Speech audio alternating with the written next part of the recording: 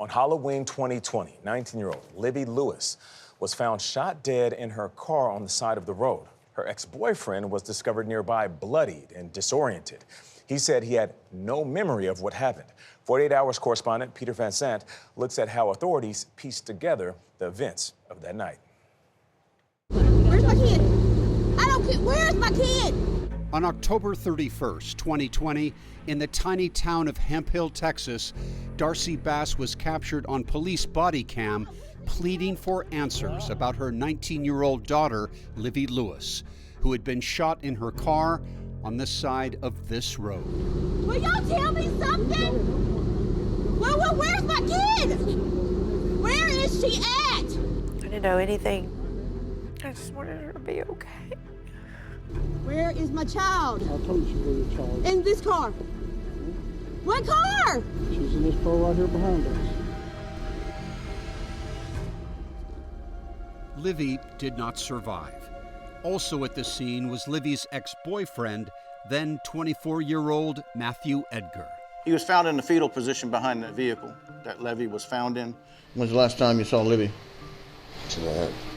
Sabine County Sheriff's investigator J.P. McDonough interviewed Edgar at the hospital, where he laid bloodied but uninjured.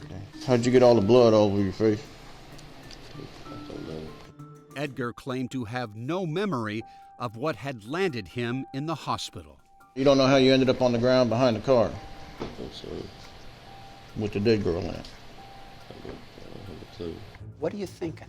I'm thinking that he's not telling me the truth. He's just basically telling you a Texas fairy tale, right? Correct. McDonough saw Edgar as a murder suspect and arrested him. But Sean Dunn believes that his friend Matthew Edgar is not a killer, but a victim. Do you believe that someone else pulled that trigger? I do. I believe it was someone that was close to Matthew, someone that was involved in events of that evening.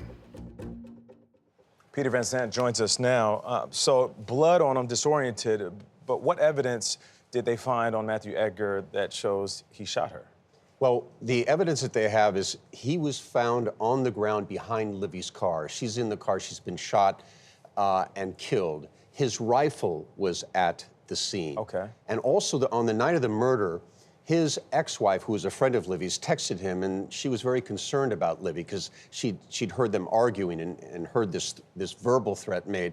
She said, "Where is she?" And he answered back with one word, "Dead." Oh. Wow. And investigators say at that time they believe only the killer would have known that. So what did his defense argue? They argued that they should have pursued other suspects because there was DNA found both on Matthew and on Livye that was never identified. It was not their DNA. And part of that was blood evidence. And so they're suggesting, well, there may have been another assailant. Also, that rifle was never checked for fingerprints or DNA. And so it's a very bizarre thing. And as you saw in that video, Matthew's face is covered in blood. It's not his blood. Wow. It's not Livye's blood. And to this day, it is a mystery of where that came from. Wow. Oh, man, Peter Van Sant, thank you so much. We're going to have to tune in for this. You can watch Peter's 48 Hours report, The Blackout Murder of Livye Lewis, tomorrow night at 10, 9 Central, right here on CBS and streaming on Paramount+.